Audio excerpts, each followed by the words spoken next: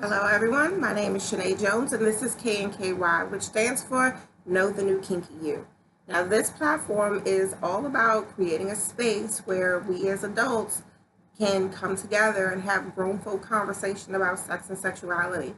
Everything isn't necessarily, titties and ass and raunchy, and we can have elevated educational conversation about things that specifically this thing, sex, which is something that most of us have to enhance our lives and bring pleasure and joy. And if there are things that are preventing that from happening, we should be as proactive as possible in obtaining information and getting help. And so, I work as a sex coach, and my job is to help identify ways for people to have the best sex of their lives. So we will work together to identify issues and then figure out a strategy to get us to accomplishing our goals. And one thing that, kind of hampers people's, ideal sex life is infidelities. It's a very physical act. It can also be a very mental act, a very emotional act. And so cheating is just never a good idea, right? And there's a reason for it. Well, first of all, let's define what cheating is before we go into why people cheat and how to deal with it. Cheating is a violation of your agreement with your partner. So, for instance, if you and your husband are swingers, swappers, or poly, and you guys have these intimate relationships with multiple people, and you're okay with that intimate relationship, and you're aware and you acknowledge that intimate relationship, then those acts that happen during those times cannot be considered cheating. Now, if you do something with a partner that your wife or husband just isn't consenting to, then that is a violation and that is cheating, because you're taking away my consent. You're taking away my ability to say yes to this situation. We could possibly be exposing ourselves to sexually transmitted diseases and infections. We could expose ourselves to jealousy and jealous acts. All kinds of bad things can happen when you take someone's consent away. So, for the purposes of what is cheating, cheating is violating your relationship agreement with outside of the bounds of what it is that you've established with your partner. So, how does that cheating, that violation, turn into such a ugly thing? Like, why do people do it? You do it because you want to.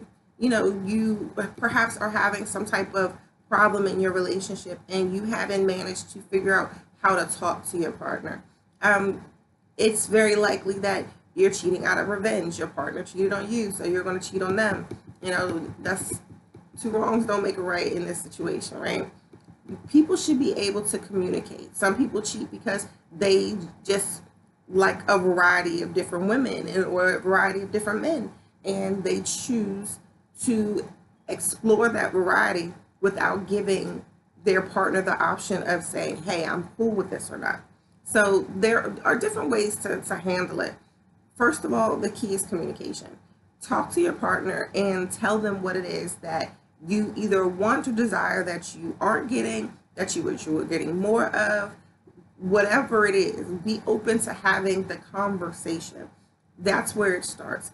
If, for instance, you are a person who likes the idea of multiple sex partners, then talk to your partner about an open relationship. But when you have those open relationship conversations, you have to do it with the expectation that it could be a two-way street. Well, if it's okay for you to explore an open relationship and have sex with multiple other people, then the partner should also have that same option. They may or may not take it, but that is an option. So we go around and we're just trying to figure out, especially for those of you, because I'm an unmarried partner, but for those of you who are actually married, you've made a commitment with vows and things like that that says, hey, this is the one person perhaps that I'm in this relationship with. And so you have to make it where sex does not become stale, because after about 2 years in a relationship, you get to be very intimately familiar with your partner, with their likes and their dislikes, and you have to keep things interesting. You have to make sure that you're spicing it up. So when you're trying to figure out how to do that, there are multiple ways. You can introduce new toys, you can introduce new places to have sex, you can go to a club where you can be a voyeur or exhibitionist and be able to tap into different areas of your sexuality that you're perhaps not necessarily used to talking about or used to dealing with.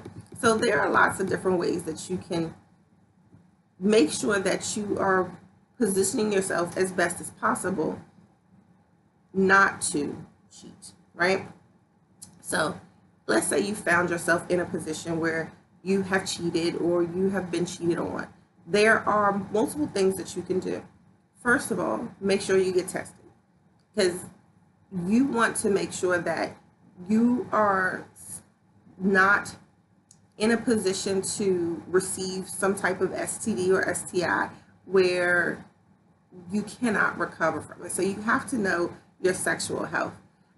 Make sure that you have talked to your partner about the situation and really been honest and truly honest about your feelings on everything that's transpired, because you're not going to be able to forgive and forget if you're not able to actually deal with it. Now, a lot of people say that, if he cheats on me or if she cheats on me, I'm done. I'm done with the relationship. That's something that you have to really look at and examine for yourself, because for some people, cheating is different. You have physical cheating where you perhaps had a one night stand, got drunk or something like that. You can also have very emotional cheating where your partner has created a relationship with somebody, even if it's not a physical relationship. They could have very well created an emotional bond with somebody that you feel is a violation of your relationship agreement.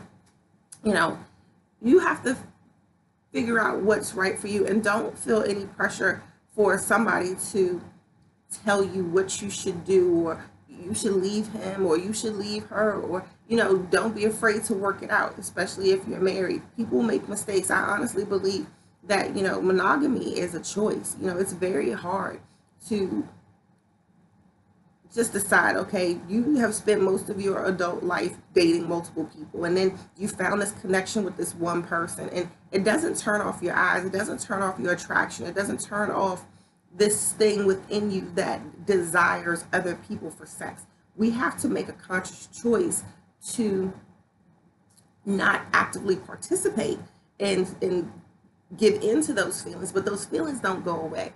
So, certain relationship types like polyamory and being a swinger and swapping work for a lot of different people, because it helps to create the maintenance of a relationship, a long-term bond, while adding to the variety of having multiple sexual partners. But you still have to protect yourself. So if there are things that you are interested in and you would like to be able to pursue a conversation about options about having multi-partner sex without having to deal with cheating or be in an infidelity, or to be,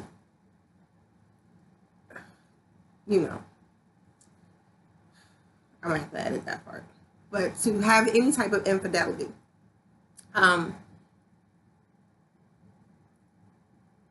to a coach, talk to somebody who can actually help you and guide the conversation and get you to a place where this is something that you don't have to experience. So I'm going to wrap up. My name is Shani Jones. This is KNKY, which stands for Know the New Kinky You. Follow me on all social media platforms, Instagram, Facebook, YouTube. My website is all DOYOUKNKY. So the website is .com. Read the blogs, post comments. If there are things that you want to hear, talk about, feel free to DM me. I'm looking for, or post, let's post and like and subscribe to the channel, please. Thank you. Feel free to reach out if there's anything you personally want to talk about. And I'm going to say goodnight. Have a good evening.